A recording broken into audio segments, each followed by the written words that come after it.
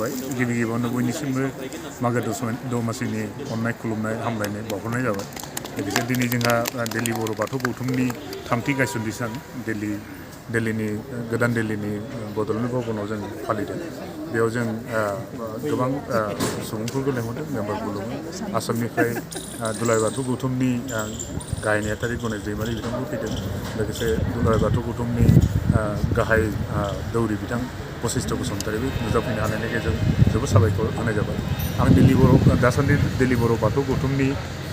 आफादगिरि आंनि मुङा डक्टर निराला रामसियारि आं जवाहरलाल नेहरू इउनिभारसिटियाव फोरोङो जोंनि दिल्लीयाव गोबांनो साननानै दाख्लैबावै बोसोरथामनि सिगाङाव बाथौ गौथुम गायसननाय जादों बे बाथौ गौथुमाव लोगोसे जोंहा थुनलाइ आफादफोर दङ आरो लोगोसे जोंहा बेयाव दिल्लीयाव थानाय जेसेबां मानि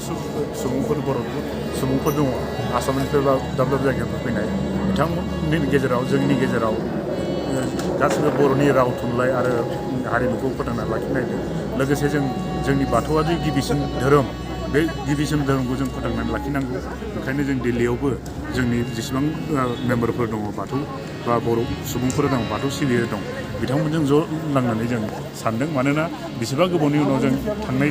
बोसोरथामनि सिगाङावसो बाथौ गौथुम दानो हादों लोगोसे थांनाय बोसोराव जों बर' थुनलाइ आफादबो दानाय जाबाय जाहाथे 70 बोसोर जाबाय बर' थुनलाइ आफाद दानाया होमब्लाबो जों थारमाने खालामाखैमोन दा थांनाय जाबाय बेयाव जोंनिया जेसेबां माने गोरों गोरा दङ बा बेयाव दिल्लीयाव खामानि मावफैनाय दङ बिथांमोनखौ जों ज' खावलायनानै बेखौनो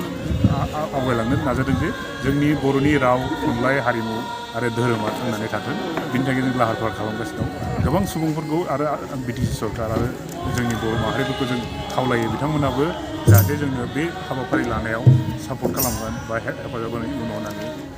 जों आखाइ खबजोबनानै खुलुमगोन आरो दिल लानानै बिथांमोनखौ दिल्लीयाव थानाय दरगा बड'लेण्ड भवनाव दिल्ली बर' बाथौ गौथुमनि थामथि गायसननाय सान फालिनाय हाबाफारियाव बाहागो लाफैदों दुलाराय बाथौ गौथुमनि जानानै आरो बेनिखायनो बे दिल्लीयाव थानाय